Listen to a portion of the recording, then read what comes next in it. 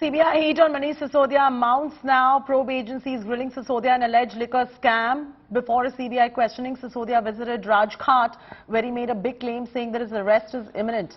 Making an emotional appeal, he attacked Centre and BJP, asserting that it's because of them that a man who's always done good deeds for the Janta of Delhi will be behind bars for months. Amidst all the hangama, AAP netas who are now detained dared Prime Minister Modi to probe Adani, saying it's him who pulled the biggest scam. The BJP has hit back at AAP and Kejriwal, claiming that AAP is scared and is doing vendetta politics to get away from the probe. Prohibitory orders have been enforced around CBI headquarters and many roads leading to CBI office have been blocked.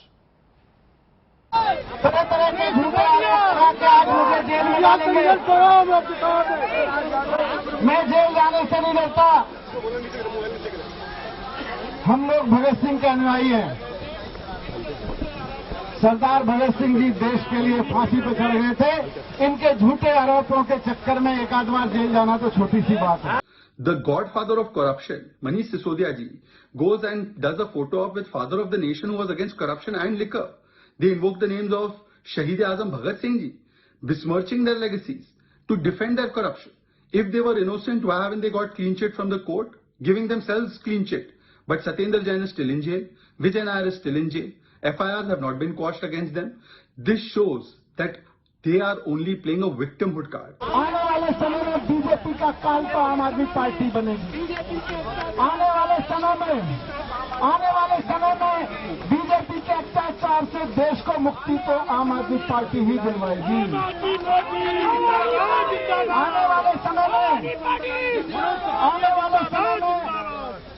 देश को number 1 बनाने का काम तो आम आदमी party ही करेगी। एक बात तो स्पष्ट है कि सच्चाई को छुपाने की होड़ में आम आदमी पार्टी इस पूरे जश्न भ्रष्टाचार में लगी हुई है और एक इवेंट मैनेजमेंट के रूप में काम कर रही है।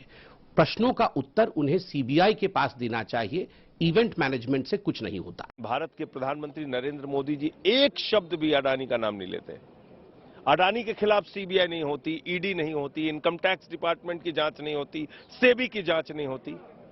हजारों करोड़ का काला धन मॉरिशस और कैरेबियाई देशों से अडानी की कंपनी में लगा, उस पर कोई जांच नहीं होती। मनीष सिसोदिया जो दिल्ली के लाखों बच्चों के लिए काम कर रहे हैं, उनको आप गिरफ्तार कर रहे हैं। मनीष सिसोदिया जो दिल्ली के लाखों बच्चों के लिए रात दिन मेहनत करके अच्छी शिक्षा दे रहे हैं, उनको आप जेल में डाल रहे हैं। ये पूछताछ नहीं है, ये गिरफ्तारी होगी और कई महीनों तक मनीष जी जैसे बता के गए हैं उनको बंद रखा जाएगा।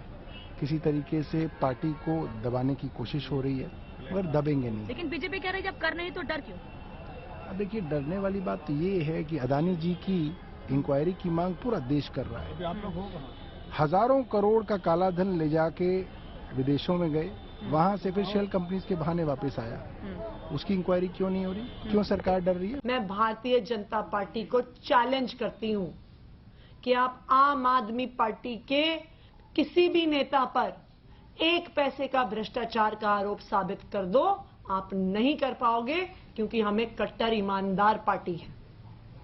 मैं भारतीय जनता पार्टी को यह भी कहना चाहूंगी कि आज आपका खौफ दिख रहा है, आज आपका डर दिख रहा है, आज पूरे देश को दिख रहा है कि आप अरविंद केजरीवाल की और आम आदमी पार्टी की बढ़ती हुई लोकप्रियता से, पूरे देश में बढ़ती हुई लोकप्रियता से डर रहे हो।